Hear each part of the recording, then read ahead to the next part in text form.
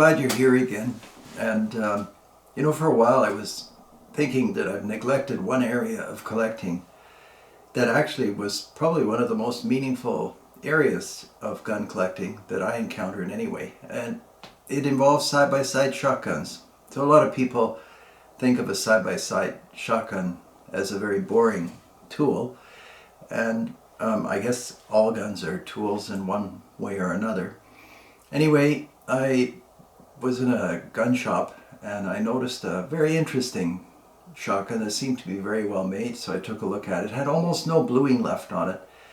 It was a Colt, and the model escapes me, but it was 18 something, and it was very smooth, and I thought there's got to be more to learn about these side-by-side shotguns. So I took an interest in early Colt shotguns, then Remington shotguns, and each one worked a little differently.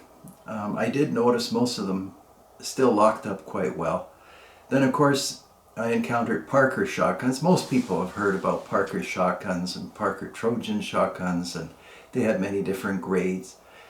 Parker ended up being purchased by Remington, as things go in the corporate world. Fox shotguns, I think most gun people know about Fox shotguns. There were early Foxes, the A.H. Fox gun company, and a guy by the name of Ainsley Fox started that company. With the ebb and flow of business, many things changed. Some people think Fox shotguns are the best American shotguns. Others say it's the Model 21 Winchester. Then there was L.C. Smith. I had a few of those, and Baker Gun Company, and Lefevre's, Ithaca's, the Flues model, and other models. Anyway, there are lots of others that I'm forgetting right now. But what we have on the table is a Remington side-by-side. It's the model 1900. And what happened was really simple. I collected and tried to get a good example of each of the best shotguns made in America. And I felt when I owned that collection that I had really accomplished something. And then slowly, with friends and other collectors, the guns go, and maybe I'll go back into it. But I'd have to say it was probably one of the most interesting things I've ever done. And the Remington 1900 is an affordable, wonderful box lock. I can't tell you how great it is hunting with side-by-side shotguns. A lot of the people on the channel probably are more comfortable or more familiar with Benellis and Brownings and other shotguns that are semi-automatics. Nothing wrong with that. This is the Ithaca Flues, grade 2. It has, I don't know if we can film this, but it has just great engraving. Like I said, these shotguns are many times overlooked on used gun racks, only because people don't know what they're looking at. And this whole side-by-side shotgun collecting business is terrific. It's like collecting fine wine or anything that where the details and knowing what you're looking at and knowing what you're experiencing make a big difference. Anyway, before we started filming, one of the people in the studio asked, "What's this about? This edition or segment?" And I said, "Well, it's about great American side-by-side shotguns." And then the same person asked, "Are the guns on the table all American shotguns?" And I said, "No. This one's actually a Russian side-by-side. This is a Baikal. I just put it on the table partly because the table was empty, and partly because they happen to make an excellent side-by-side shotgun, which I thought I would just show you briefly. And what I probably will end up doing is going into each of the different manufacturers of classic shotguns, and then in case somebody watches the show and they just have to have a side-by-side and they can't find these more collectible ones, the Browning BSS made in Japan is an excellent side-by-side shotgun. It has the beaver tail forend, and you're probably familiar with the Browning. Anyway, that kind of explains what's on the table. But that's only part of the story today.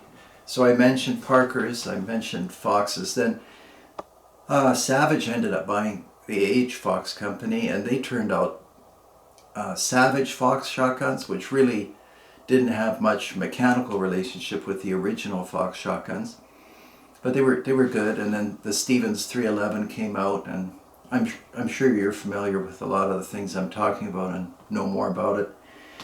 Before I go too far, though, I wanted to mention I think it was at the SCI Safari Club show, and I met this wonderful man. His name Michael Macintosh. This is one of his books, and it's actually not the book that I'm recommending, which is entitled "The Best Shotguns Ever Made in America." Maybe I'll try to put a link somehow on the channel. Anyway, just a wonderful man. I guess he's not with us anymore, but he covers in that book all of the different American side-by-side shotguns. And there's no end to what's interesting about these guns. And he went into it in tremendous detail in the book. And I highly recommend the book and anything written by Michael Macintosh. I did Google before going to the studio, and these books are in print. You can buy them readily. So what are some of the things that you look for, just in case you watch the show and then decide to go and buy something? Maybe you don't want a Browning side by side. The obvious things: the action shouldn't be loose. I'd be surprised if you find a loose action. Mostly they're fine. The top lever is supposed to be away from 6 o'clock, so if it's over here, then maybe give it another thought. This is not a big deal. People overreact to this. I buy shotguns all the time where the lever is far over. That may or may not mean that they're loose, and when I say loose, that the barrels rattle when you handle the gun. The L.C. Smith almost is never loose, no matter how much they've been fired. And this old Remington, I don't know where the lever is on this one. So you see that some people would say that's a bad gun because the lever's past 6 o'clock, but it's not a big deal. The action is still, it's bank vault solid, a wonderful shotgun. And again, I recommend the Macintosh book because he goes into things that I would have to make a 2-hour segment here that nobody's going to watch. People talk about double triggers, single triggers. I don't care. I find both are completely fine. I don't need to select. I mean, I think the easiest is the double trigger. It's 2 barrels. It's logical, 2 triggers. So I'm not seeking out single trigger shotguns, but some people do as a feature. Ejectors. Some people want ejectors. Some people want a certain type of rib. When you look at a solid rib, you think there's only one type. Well, some are swamped ribs. This is not a swamped rib. The swamped rib goes down, and it's hard to find them, frankly. So a lot of different features, but you really can't go wrong. Any one of these is very interesting. It's a fantastic thing to collect and rewarding. Wonderful people involved around the world in collecting these side-by-side shotguns. And probably somebody's going to write me and say, which one should they start collecting? It's still fairly easy finding Parkers. It's harder finding Foxes. You can find Parker reproductions, which were just beautifully made copies. Some people say better than the originals, made in Japan, I believe by Olin Corporation, and there was a complex relationship between Winchester and Olin, and then Winchester Olin. You can read about all that stuff. But I like the Ithacas, but they're all good. They really are the greatest guns made in America, just like Michael Macintosh says are the greatest shotguns anyway. So that's probably kind of skipping off the surface of the subject, but I thought I would introduce it to you.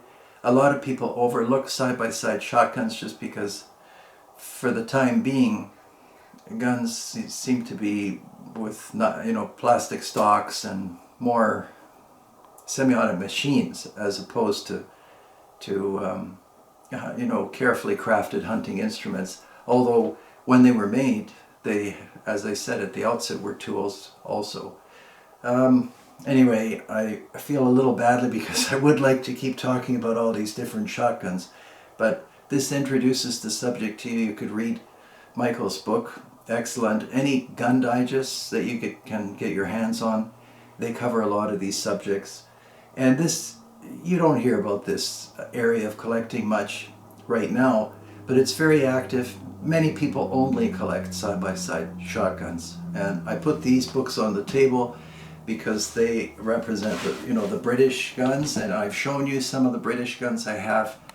But I have to tell you, there's something about American side-by-side shotguns that is special. There's a ruggedness to them, and you can see a lot of early America and just the risks that the people took to make a shotgun bearing their name, going up against established industries, and well, it's just a remarkable story. That's probably all I should say for today, and we'll revisit these shotguns. If I can't buy them, I'll approach some of the collectors I know and see if I can get them in the studio for a couple of days. I hope that's interesting to you and something new we haven't talked about before too much. And as always, thanks for watching. Please subscribe, and if you can join me on Patreon, that's fantastic. That's about it. Take care out there.